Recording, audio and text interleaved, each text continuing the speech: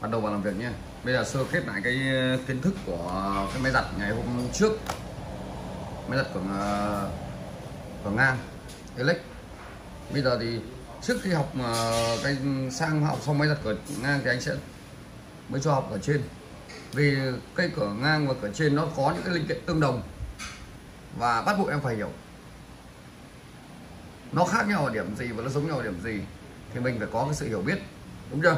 Thì chứ không này nó giống nhau hết, là không phải. Cái chẳng hạn như máy giặt nội địa thì nó sẽ không có đá đối trọng,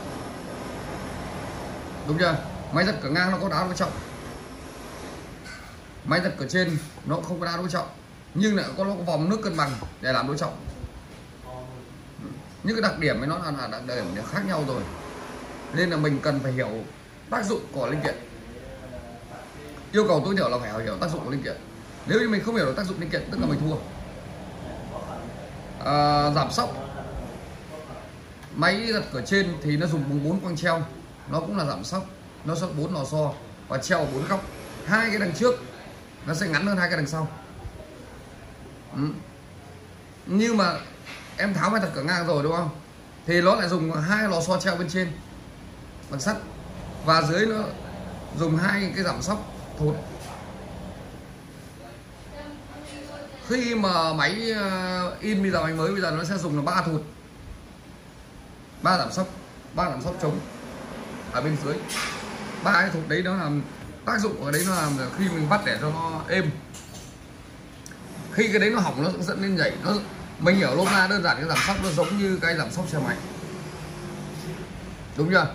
Khi nếu như mình đi mà nó hỏng thì nó sẽ kịch.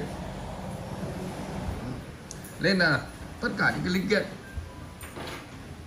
thì trong cái máy giặt thì nó có những đời van cấp đơn, van cấp đôi, van cấp 3 và van cấp 4. Tác dụng của nó là gì? Tác dụng của van cấp là gì?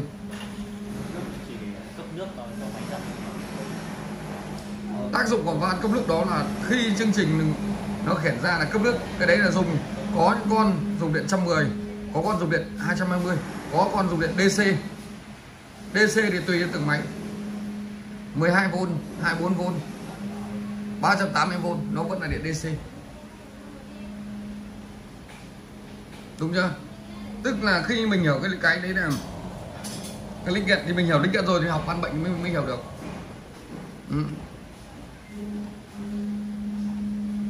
Còn tác dụng của van áp lực là gì?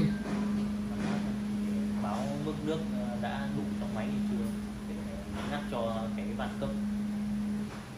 Cái van áp lực đó nó có hai cái, nó có những vấn đề là nó là một con DC, một con DC cảm biến.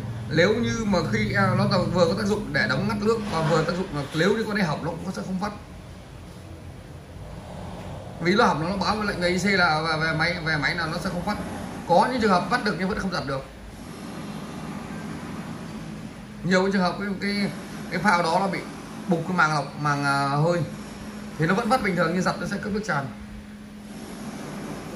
Tức là sau này mình sẽ đi vào ban bệnh.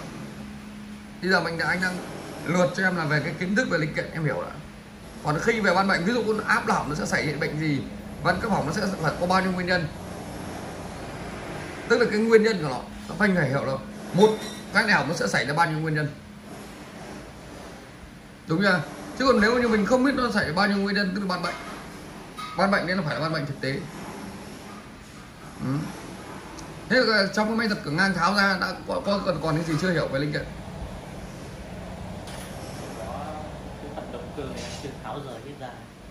Cái động cơ nó là động cơ chổi than. Cái phần mà người ta gọi cái đếm từ thì phải, cái đếm từ của máy giặt này chưa tháo ra nên chưa. Cầm này ra.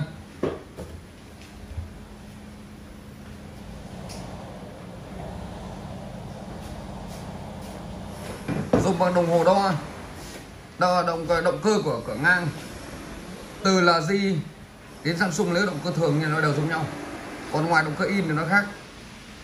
Còn động cơ thường điều tốc thì anh đã hướng tới cách đo điều tốc rồi đúng không? Điều tốc con thì motor này đang là chạy bình thường. Thế thì bình thường thì cái điều tốc của nó là 2 cái dây đỏ. Thực chất là cái motor cửa ngang này nó rất ít khi chết, và đa số nó sẽ bị hết chổi than là chính. Cái chổi than này em đã được tháo rồi, đúng chưa? Và độ dài ngắn thì anh đã hướng dẫn cho em rồi, tức là nó còn đến điểm nào nó sẽ hết. Có những cái em quay lồng không, nó vẫn quay được, nhưng khi em có tải vào nó không quay được, với cái độ tì của chổi than nó không còn nữa. Cái chổi than nó là cái gì, mình hiểu đơn giản, nó là một cái tụ, nó giống như một cái tụ kích, nó tì với cái cổ cóp, đúng không? Khi mà lực đẩy của nó không còn nữa thì nó sẽ dẫn đến motor không quay được. Nếu như người ta nói là đi làm người ta mơ cũng không giật, nhưng mà cấp nước vào nhưng không giật, thì mình phải có bao nhiêu nguyên nhân để kiểm tra. Có thể tụ, nếu motor chạy tụ thì có thể tụ hỏng, tụ chết. Nếu motor chạy chổi than thì mình phải tháo ra kiểm tra xem chổi than còn hay hết, đúng chưa? Tức là các cái nguyên nhân dẫn đến nó bị này, cái bệnh đấy nó sẽ có bao nhiêu nguyên nhân.